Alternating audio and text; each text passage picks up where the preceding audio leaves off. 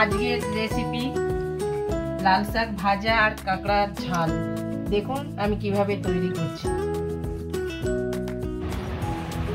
দেখুন বাজার থেকে কিনে এনেছে চিটি ক্যাংড়া।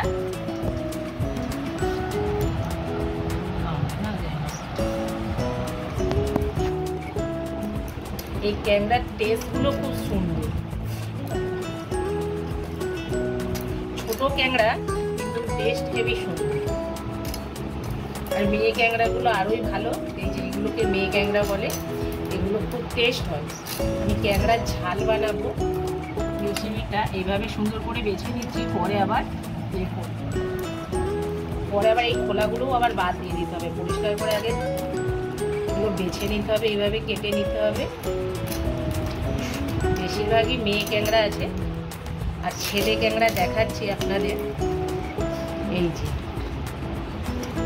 এইটা, আর এই ক্যাংড়াগুলো দেখুন, ছেলে ক্যাংড়াগুলো আরোই বড়।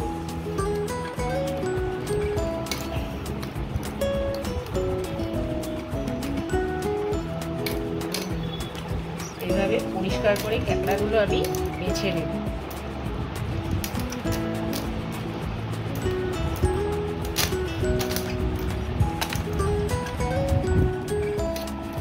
দেখুন, আর এর সাথে একটা সমুদ্র ক্যাংড়া ছিল, ছোট, বেশি বড় নয়।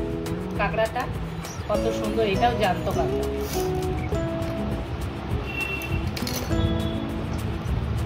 ঠ্যাংগুলো নড়ছে। এটাও পরিষ্কার করে এইভাবে কেটে নেব। এটা ভাঙতে হবে, এটা হেবি শক্ত, এটা কাটা যাচ্ছে না। ও বাবা,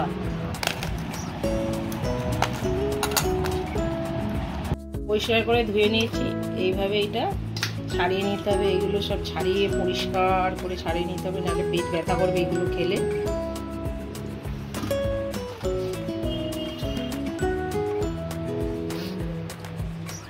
এই যে এগুলো সব ছাড়িয়ে নিতে হবে, কালো কালোগুলো, খালি ঘিটা থাকবে।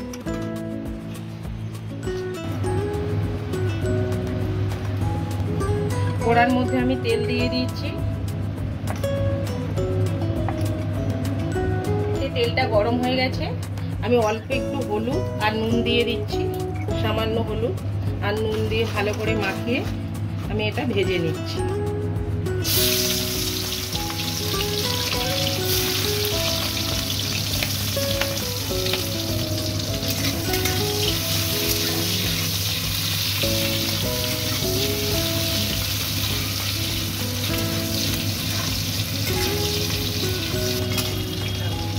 কাঁকড়াগুলো ভাজা হয়ে গেছে, কাঁকড়াগুলো তুলে নিলাম।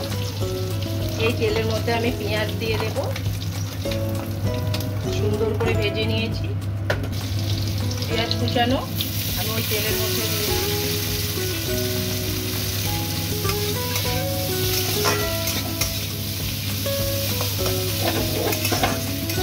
সুন্দর করে ভাজা হয়ে গেছে। এর মধ্যে আদা, রসুন, পেঁয়াজ একসাথে একটু বাটা আছে, 1 চামচ দিয়ে দিলাম।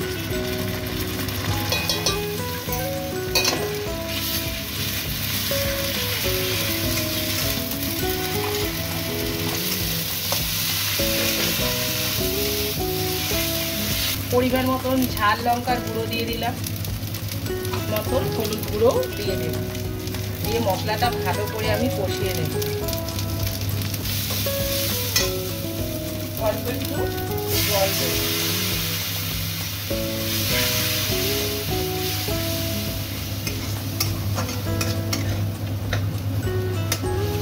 মশলাটা কষাতে কষাতে আমি অল্প একটু চিনি দিয়ে দিলাম। পরিমাণ মতন নুন দিয়ে দেব। মশলাটা ভালো করে আবার কষিয়ে নেব। মশলাটা কষানো হয়ে গেছে আর ওপর দিয়ে তেল ছেড়ে দিয়েছে। আমি এর মধ্যে ভেজে রাখা কাঁকড়াগুলো আবার মশলাটার মধ্যে দিয়ে দিচ্ছি। আর এই যে ঘিগুলো ছিল এটাও দিয়ে দেব।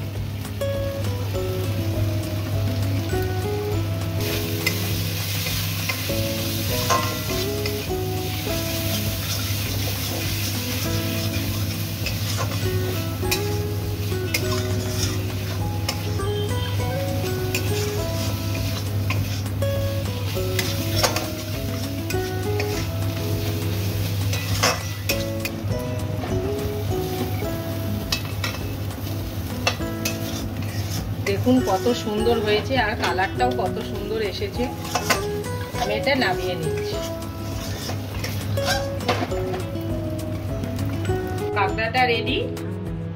এবার আমি লাল শাক ভাজা করব, তাই দেখুন রেসিপিটা কিভাবে করছি। আমি লাল শাকটা পরিষ্কার করে কেটে নিয়েছি আর ধুয়েও নিয়েছি সুন্দর করে ছোট ছোট করে। আমি প্রথমে এর মধ্যে দিয়ে দেব শুকনো লঙ্কা আর কালো জিরে। তো শুকনো লঙ্কা দিয়েছি, শুকনো লঙ্কা দুটো এইভাবে কেটে নেব, নাহলে ফেটে যাবে, মুখে এসে পড়ে যাবে, তেল ছিটকে যাবে। আর আমি চা চামচের 1 চামচ কালো জিরে দিয়ে দিলাম। সর্ষের তেল দিয়ে দিচ্ছি।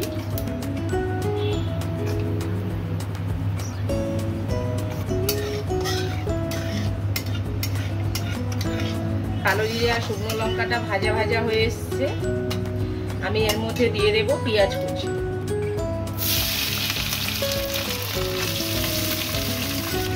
এই যে আমার হাতে 5টার মতন রসুন আছে, বড় বড় কোয়া। আমি পেঁয়াজটা যতক্ষণ ভাজছে আমি রসুনটা একটু থেতো করে নেব। পেঁয়াজটা হাফ ভাজা ভাজা হয়ে গেছে। আমি এর মধ্যে দিয়ে দেব রসুন থেতো করা।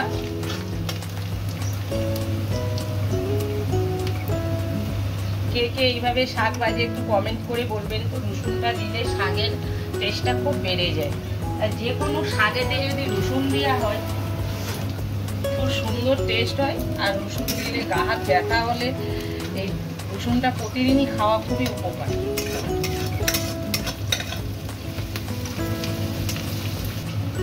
পেঁয়াজগুলো সুন্দরভাবে ভাজা হয়ে গেছে দেখুন, আর রসুনটাও দিয়ে দিয়েছি এর মধ্যে, ভাজা হয়ে গেছে। এবার আমি দেব শাকগুলো দিয়ে দেব।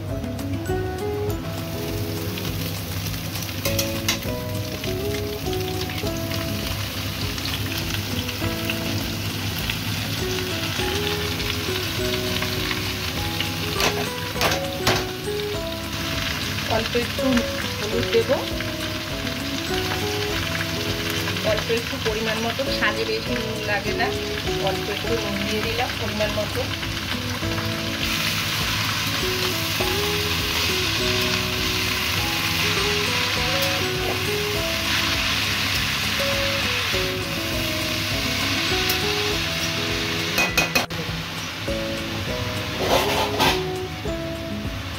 ঢাকা দিলেই শাকটা কমে যাবে আর সেদ্ধও হয়ে যাবে।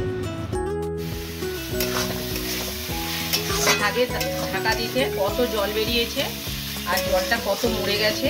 এবার আমি একটু হালকা মিষ্টি দেব।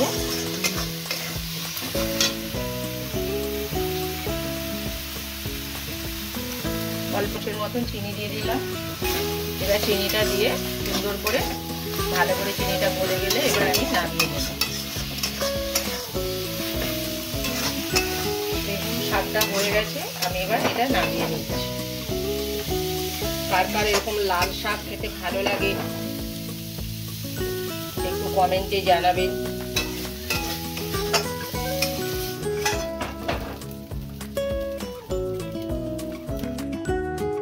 কাঁকড়ার ঝাল আর লাল শাক ভাজা রেসিপিটা যদি আপনাদের ভালো লেগে থাকে তাহলে অবশ্যই লাইক, কমেন্ট, শেয়ার আর আমার সাথে থাকবেন। যারা যারা আমার চ্যানেলটিকে সাবস্ক্রাইব করেনি তারা সাবস্ক্রাইব